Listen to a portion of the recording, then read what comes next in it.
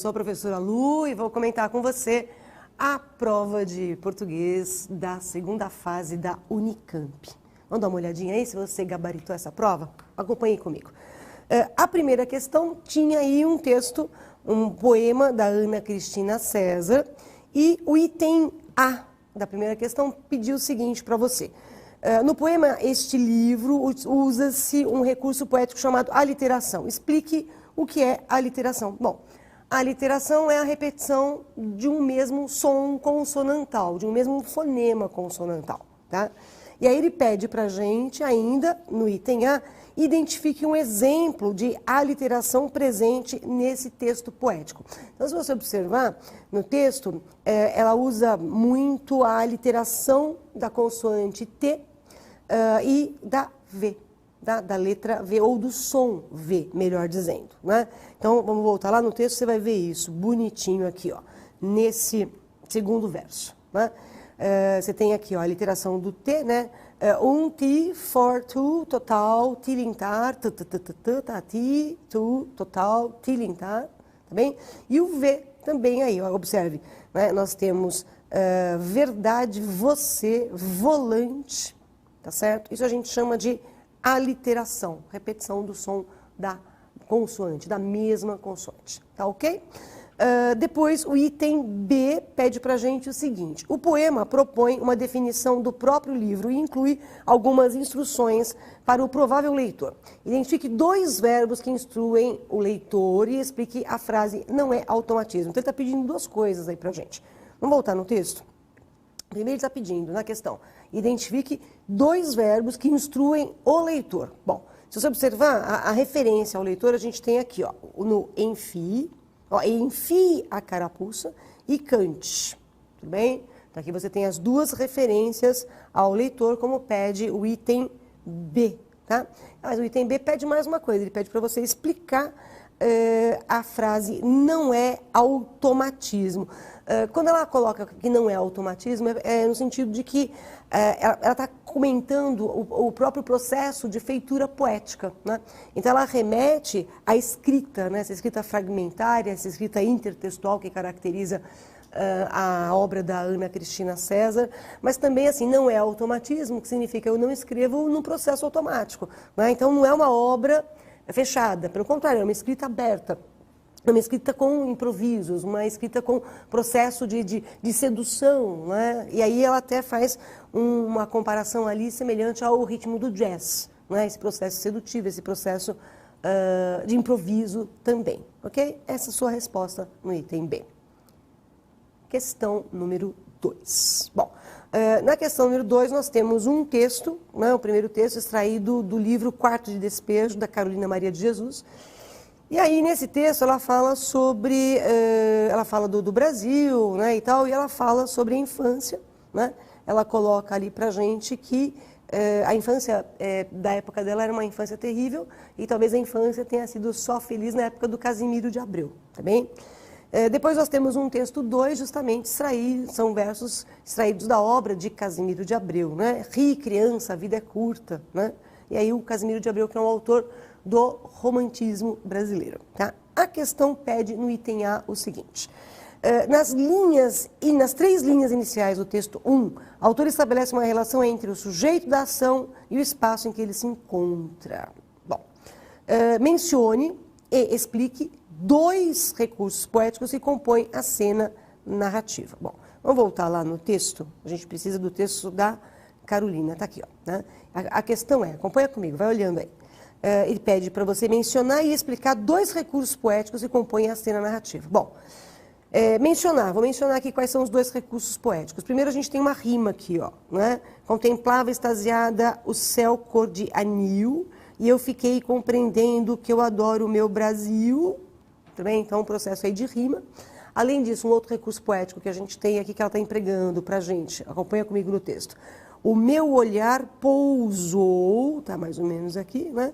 Esse olhar pousando é uma prosopopeia ou personificação, assim como também, um pouquinho mais adiante, eu vou ter também a prosopopeia, acompanha lá. As folhas movia-se, tudo bem? Lembrar que a Carolina Maria de Jesus ela escreve da maneira como ela fala. Então, daí essa ausência do plural no verbo, tá ok? Mas as folhas, movia-se, pensei, elas estão aplaudindo este meu gesto. Então, ó, quem são esse elas que estão aplaudindo o meu gesto? São as folhas. Então, as folhas aplaudem o gesto. Então, eu tenho aí também uma prosopopeia ou personificação, tá certo? Mas a questão pedia mais um detalhe. Ela pede para a gente, para que você explicasse, né, dois recursos poéticos que compõem a cena na narrativa.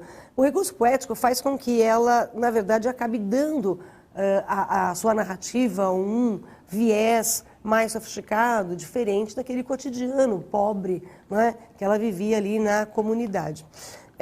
O recurso poético ele destaca aqui a construção do próprio texto dela, não é, no sentido de dar realmente uma dimensão diferente do que seria o comum.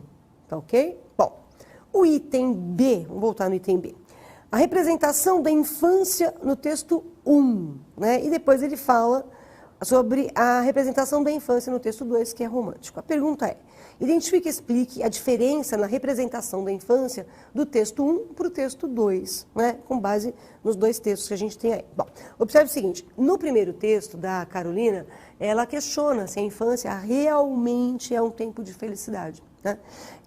Já que a criança chora, a vida é amarga, então ela está questionando ali essa perspectiva de todo mundo falar que a infância é feliz.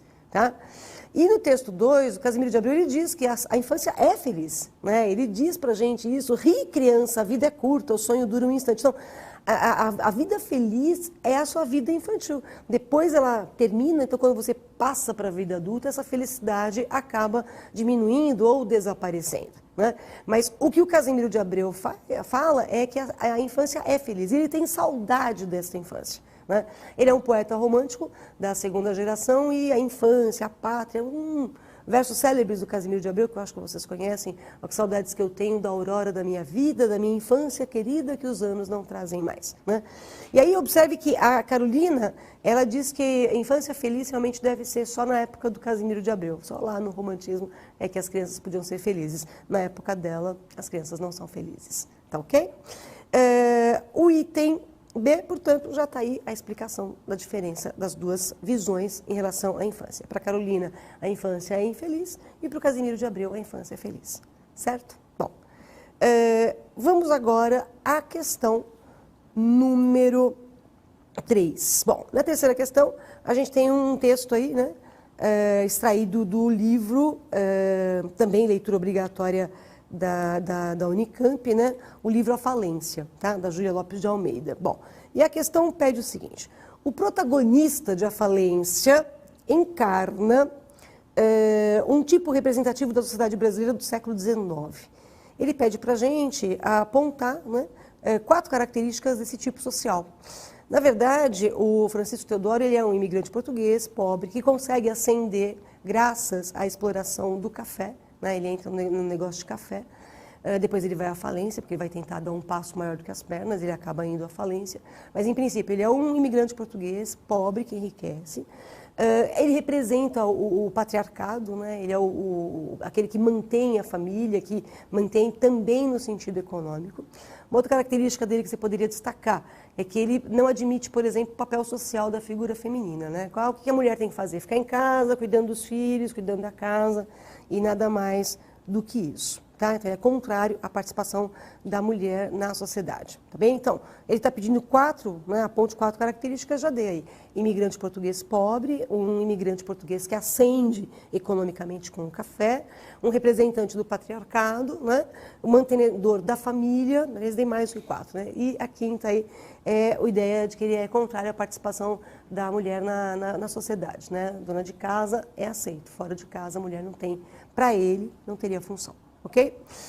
O item B pede para a gente o seguinte, no excerto acima, o narrador se detém no momento em que o protagonista, atormentado, revê sua trajetória e se recorda do avô.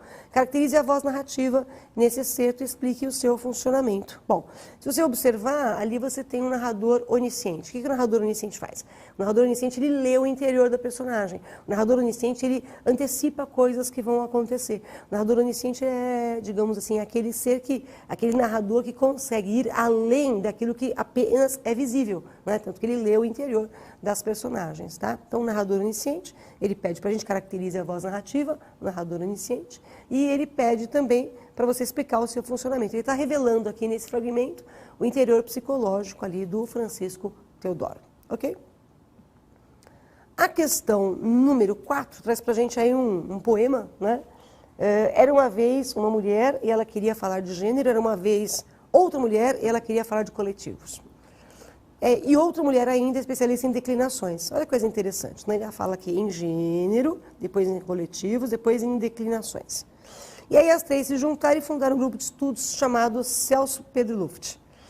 Celso Pedro Luft é o nome de um gramático importante. Olha aqui, ó, tá na capa do livro.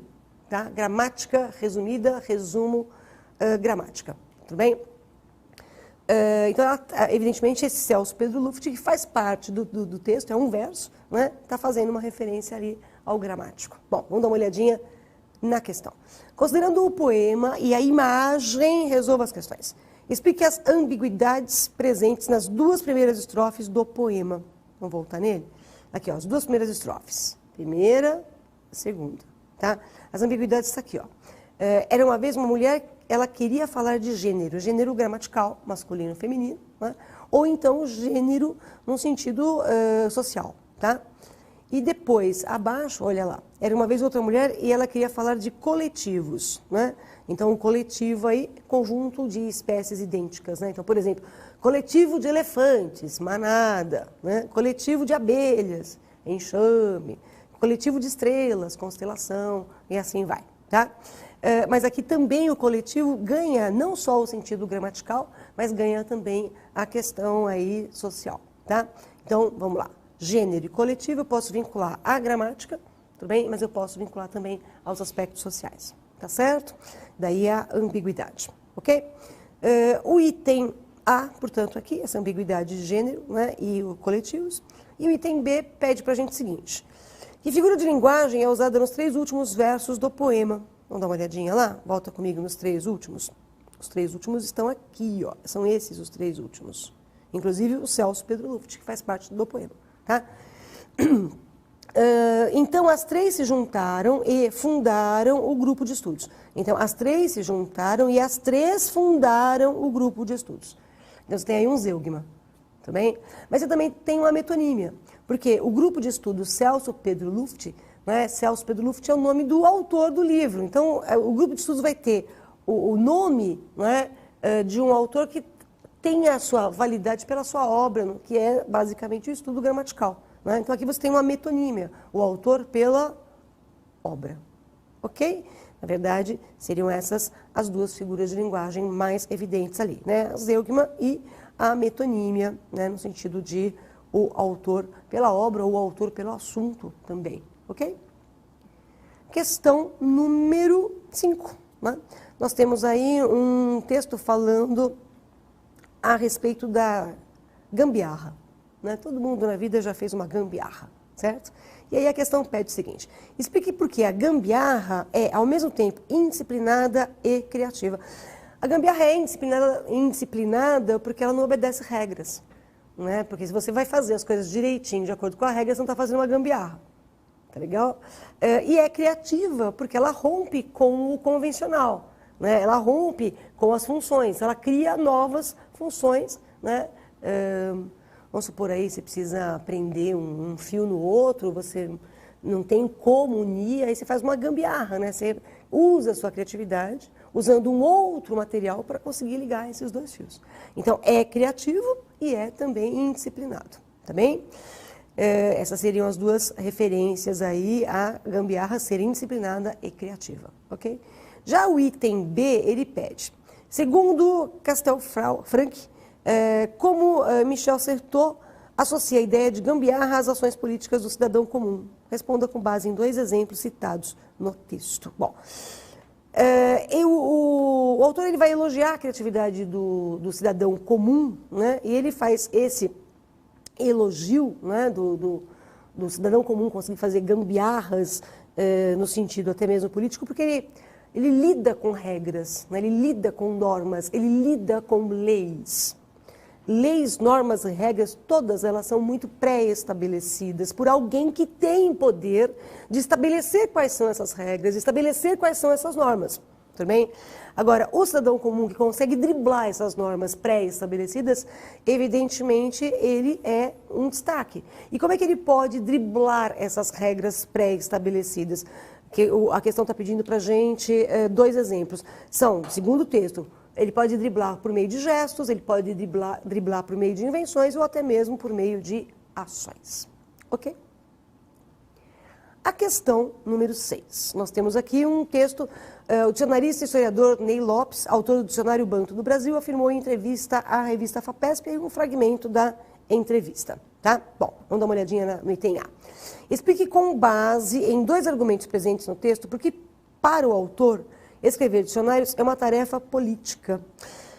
Ele fala isso, né? O dicionário ele vai disseminar a linguagem, ali no caso, né? Ele vai disseminar o vocabulário banto. E disseminando o vocabulário banto, ele dissemina também a cultura africana.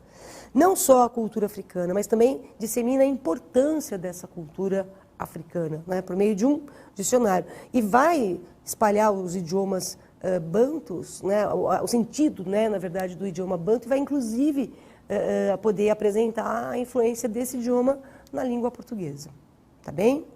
Essa seria a resposta do item A, tá? O item B, ele pede que crítica o autor faz aos currículos escolares e que abordagem propõe para o assunto. Bom, a crítica que ele faz é que as pessoas acham que todos os negros já nasceram escravos, todo negro foi escravo, tá? Então, o que é importante, segundo o próprio texto, ele cita uma expressão que é descolonizar o pensamento brasileiro. Né? Então, é necessário a gente descolonizar esse pensamento brasileiro, deixando claro que os escravos, os negros, eles foram vítimas, né, dos europeus, né? E mostrar também que a África ela já existia antes da exploração europeia. Né? Então, assim, não é que eles nasceram escravos, né? Há toda uma referência aí a um povo que foi escravizado, que foi castigado e que foi explorado, né, de uma maneira bastante cruel. Ok? A questão número 7. Menino do Rio, calor que provoca arrepio, dragão tatuado no braço, calção corpo aberto no espaço, coração de eterno flerte, adoro ver-te. Eu não vou cantar, não fique nervoso. Tá? Não vou, porque eu sou um desastre cantando, mas essa é uma linda canção do Caetano Veloso. E logo depois, no texto 2, nós temos outra canção do Caetano Veloso, né, que é Haiti, tá certo? Bom, vamos dar uma olhadinha na questão. Eles colocam pra gente, inclusive, informação de que Havaí é uma ilha do Pacífico e o Haiti é uma ilha do Caribe, etc. e tal. Bom, o item A, ele pede o seguinte, o verso, o Havaí seja aqui, e o verso o Haiti é aqui, de Caetano Gilberto Gil, refletem diferentes posições em relação aos lugares a que se referem. Explique como o uso do verbo ser define cada uma dessas posições. Bom, veja, o Havaí seja aqui. Esse seja é um verbo que está sendo empregado no presente do modo subjuntivo, né? Então, conota o desejo do Rio de Janeiro ser um lugar utópico com as maravilhas, né, do Havaí. O Havaí seja aqui, né? Então, que o Rio de Janeiro se transforme num Havaí nos seus valores benéficos, tá?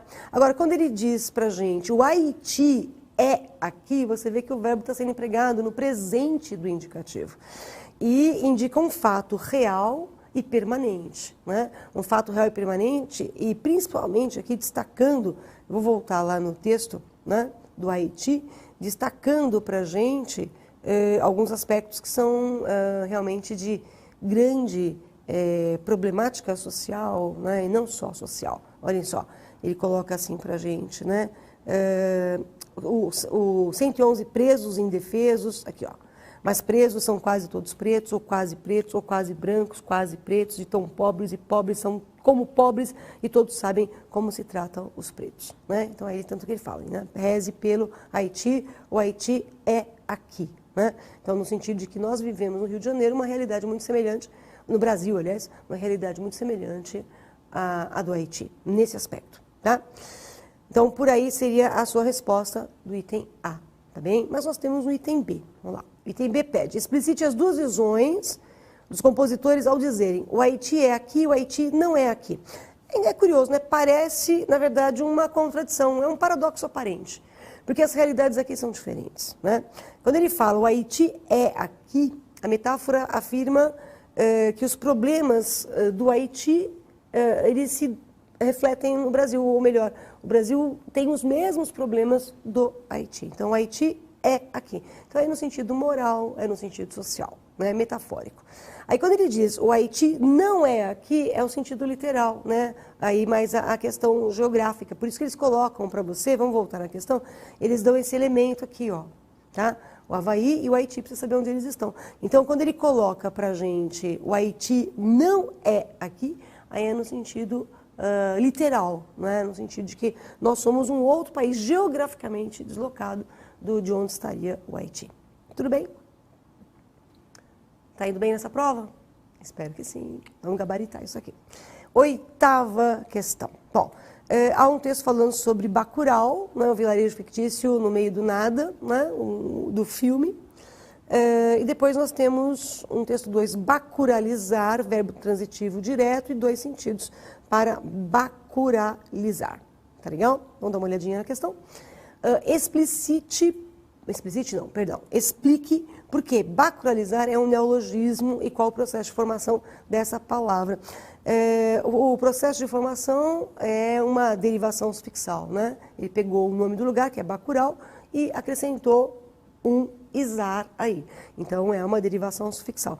E esse trabalho de colocar um sufixo em Bacurau e transformar em bacuralizar fez com que o nome da cidade, que era fictícia, mas é um substantivo, se transformasse em verbo. Tá? Então, Bacurau, substantivo, ao ser acrescentado o sufixo izar, ele virou um verbo, bacuralizar. Tudo bem? Vamos dar uma olhadinha no item B. O item B pede, considere as informações sobre o enredo do filme Bacurau, presentes no texto 1, e sobre o papel do Estado na vida das comunidades, no texto 2. A partir dessas informações, crie um exemplo do uso de bacuralizar para cada acepção da palavra registrada no texto 2. Vamos voltar aqui, ó. Nós temos, primeiro sentido para bacuralizar, tá lá. Autogovernar-se em comunidade, fazer a própria gestão dos recursos e serviços que deveriam ser oferecidos pelo Estado, tá? Então, você pode aí, no sentido de autogovernar-se, a gente vai dar uma opção aqui para você, que seria a comunidade organizou-se e bacuralizou a segurança local, tá bom? Agora, tem um segundo sentido ali, né? A bacuralizar, entrincheirar-se em suas comunidades como forma de defesa à máquina de matar do Estado. Né? Então, uma opção que a gente dá aqui para vocês como construção, nesse segundo sentido de bacuralizar, seria os cidadãos daquela região se bacularizaram contra a força policial abusiva, né? Aí no sentido de entrincheirar-se. Não era necessário ter assistido ao filme Bacurau para responder a questão, tá legal? Pelo texto 1 e pelo texto 2 você consegue criar a sua resposta sem ter assistido ao filme obrigatoriamente, certo? Bom, eu sinceramente espero que você tenha feito uma excelente prova e que possa aí nos próximos dias comemorar a sua aprovação na Unicamp. A gente se vê no outro dia e bem breve. Tchau, tchau, até mais.